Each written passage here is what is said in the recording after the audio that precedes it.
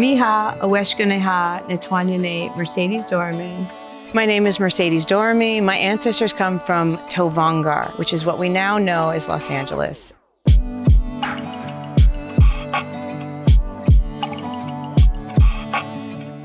My work really engages what it means to be an Indigenous person in contemporary Los Angeles. My career really started as an artist being based here in Los Angeles. I didn't think I was going to be an artist, but I really started to understand my relationship to the land and my cultural heritage as a Tongva person. I started working with the camera because it's a bit of a legacy in my family. My father studied photography, my great uncle studied photography, and for me it's about showing Indigenous presence as a permanent record in the city. When I talk about specific places, I like to point people to freshwater springs or areas where they can imagine people have always wanted to be.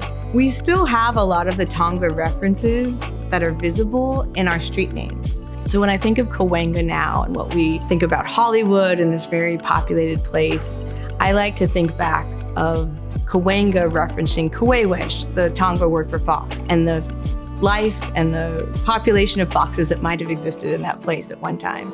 Ferndell is one of these places I often take people to because it's a natural spring that exists within Griffith Park, and it is where a Tongva village site was. And so by walking along that path and seeing some of the native species that still exist there, you can visualize and imagine how people have always wanted to live in this beautiful space, this green area that has these outlook points, but also the fresh water.